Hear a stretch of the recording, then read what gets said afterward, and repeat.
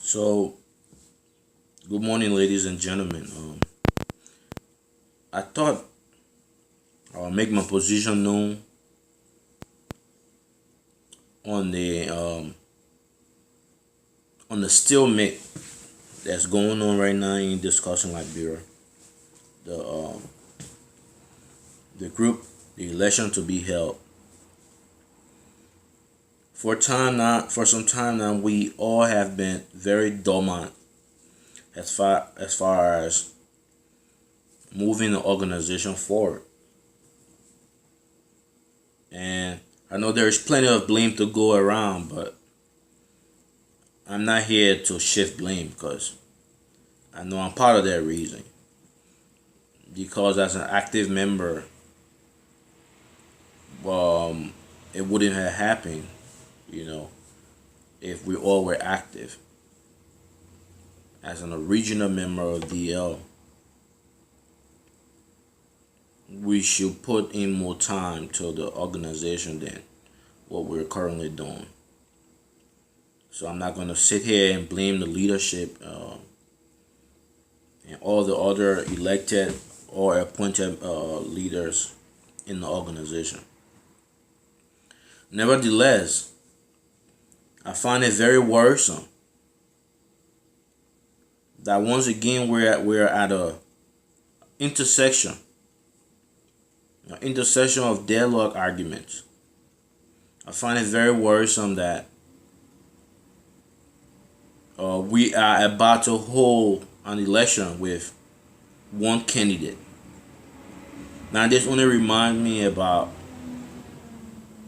a so-called democratic process that goes on in places like the Middle East, that goes on in places where a dictator has the final say, and that I will not condone. I probably wear the nickname Barker's Matthew for a reason, a name that was given to me as early as 7th grade by friends and well wishers, because I believe in the democratic process. I believe in people participating in the democratic process, self-rule. So I understand there are technicalities that brought us to this point, especially when people point out rule number 9. And I must admit, I was back on my dues. It was yesterday that I made $35 payment. I don't know if that's enough to make me current, but the effort has been shown. And I encourage all members that are back on their payment, regardless of if the leadership is active or if the leadership is dormant. We should invest. $35 is nothing for most of you guys. Most of you guys are middle class and with good jobs and good education. So that shouldn't be the reason why you withhold your contribution to the organization that you love. But now, DL cannot afford another fragmentation. DL cannot afford another division.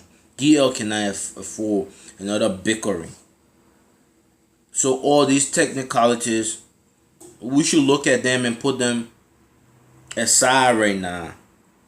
I know we want to be an organization of the rule of law, but if a rule is not enforceable, if a rule will disintegrate a nation, an organization, then that rule should be looked at. So now I'm calling on everybody, all concerned DLians, all concerned leaders, all concerned members, that if the number 9 rule will make us have a single candidate election, then that rule must be looked at. That's the ethics of the thing. So we must take another look at the rule. We must relax the rule to ensure a full participation. We're not in a hurry for elected leaders. We should be more concerned with the with a unity, the forward progress of the organization rather than either having elected official just for the namesake.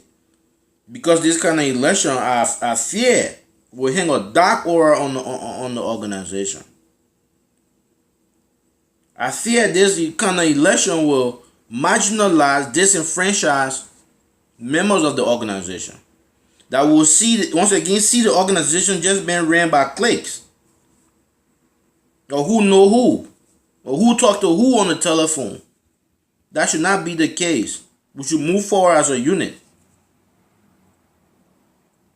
So I beg all those involved, pay your dues, relax this rule that is threatening the organization, and so we can move forward amicably. And that's my stand. If I'm ran over, or if I'm vetoed by the majority, tomorrow when history look back, they will say Victor Youngkin stood for the right thing. Will not sit by idly and watch the organization go over the cliff. You must understand, if I'm overran on this position, I will not be participating in any shamble of a democratic process. I wish you all a good day. Thank you.